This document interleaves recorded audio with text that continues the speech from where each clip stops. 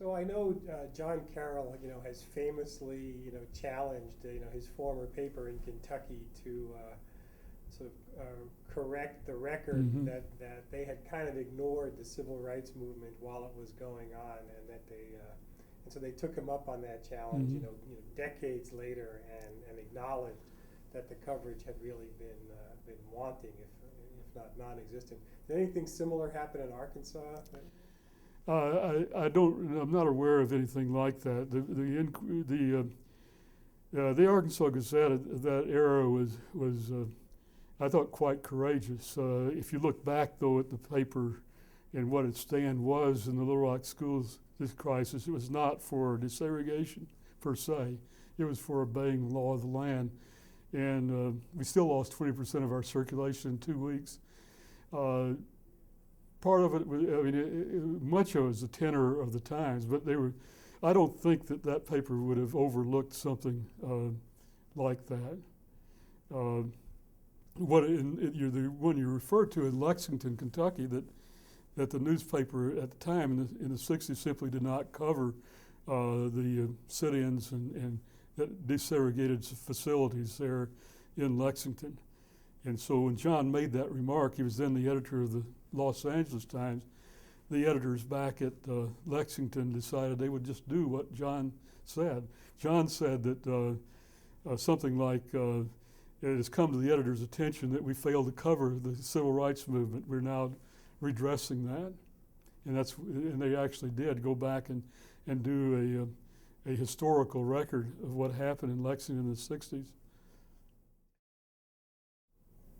The other question I wanted to ask about Little Rock was the desegregation of Central High School is a tremendously emotional Mm-hmm. issue.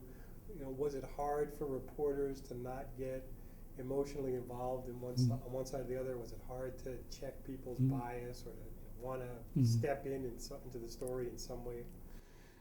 Yeah, so we not particularly hard. It certainly did present problems because a lot of people thought we were enemies of the state and treated us that way. But I think that we felt that the way to cover this is to treat everybody fairly, even though they were espousing a point of view that we personally did not accept at all, but to report them accurately and fairly.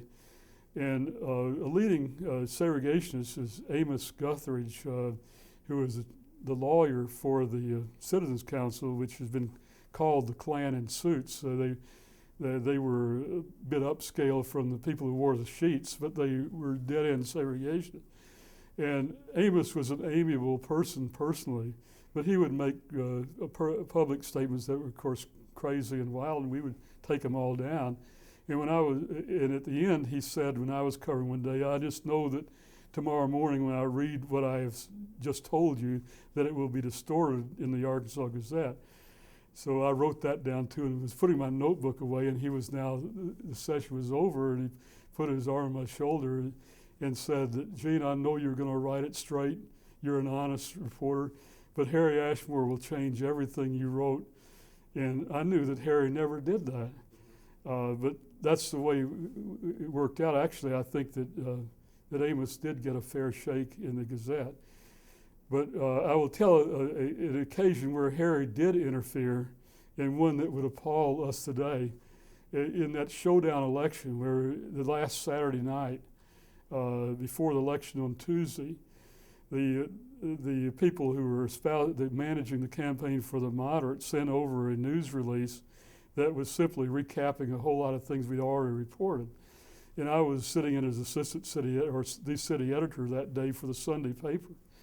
And I followed the guidance of the city editor, who was my mentor, that we look at all the news releases. Very often they're not very newsworthy, but sometimes they are, and we check it out, and if there's something there, we will then report it out.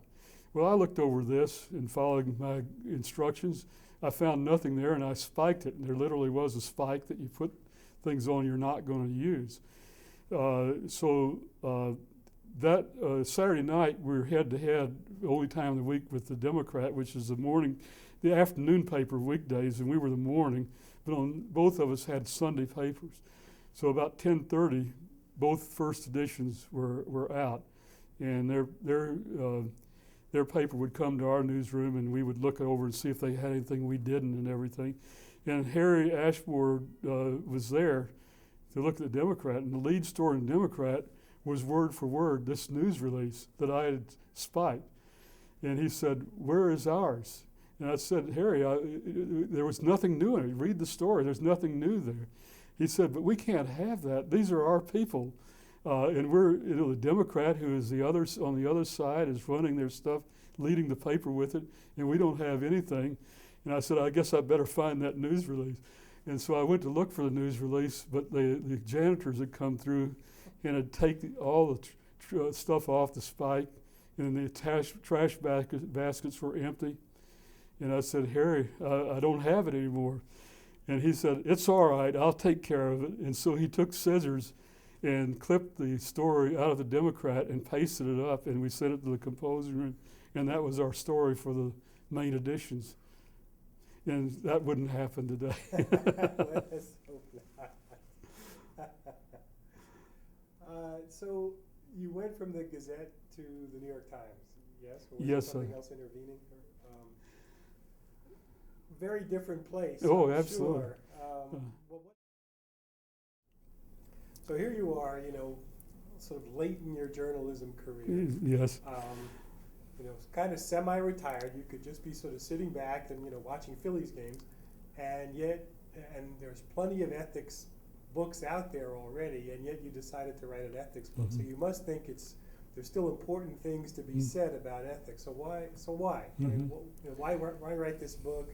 Why does the world need another book about ethics? Why did you think it was important? Well, there's some good books out there. I didn't feel when I was teaching the course that any one of them really fit what I was looking for. Start off at Penn State in a number of good journalism schools across the country. We teach journalism only. Ethics were more common at this moment. I hope that changes. Is to teach media ethics, and I think that they should do as Penn State does. The advertising and public relations students, majors, they have an ethics course in their profession, and we have it in ours. And I think it's good that there's some cross pollination there. That you and I have both had good students from the advertising public relations, but they're there to learn what the guidelines are for people they'll be dealing with in their jobs. But I could not find a book that really did what I wanted to do, a fairly recent book, and one that is comprehensive, try to cover the waterfront of the not only how to make a decision and background of ethics in journalism, but also some of the subject areas, some of which you've touched on here: privacy, conflict of interest, decisions about taste, decisions about visual journalism. All of this are treated in separate chapters in the second part of the book.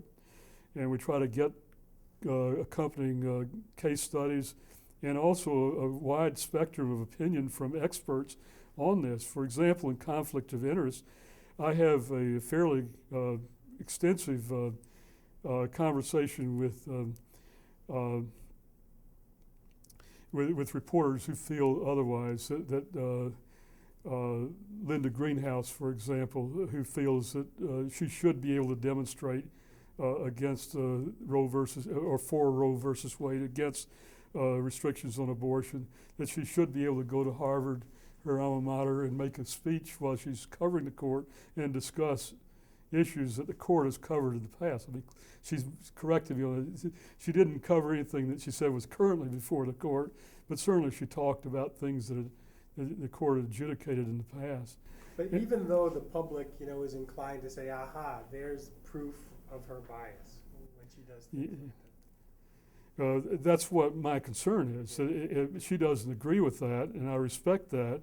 And Dan Okrent, who is the public editor of the Times, went to her defense. And he's quoted in the book as saying that I got thousands of complaints every day about Times reporting, but not one of them was ever about Linda Greenhouse's reporting, which both astonishing, but I accepted as truth.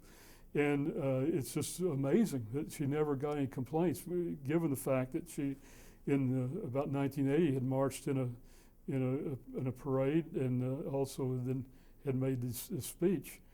But she feels otherwise, but I think that's for the students to discuss in class. I've laid out elsewhere in that chapter why I think it's important that reporters not disclose their thinking about candidates or controversial public issues.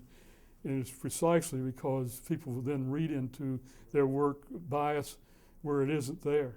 We just don't need that. And the example I give in the book, trying to explain to the students, and I was tempted to use Michigan and Penn State, but I just used Team A and Team B.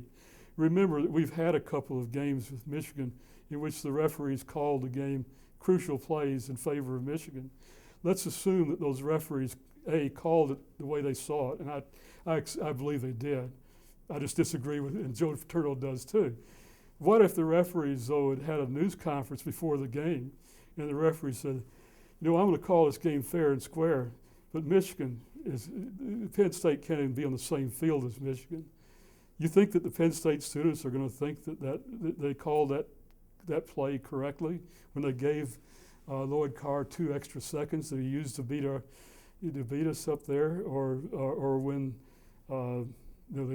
we got a pass that was ruled out of bounds and would have changed the game.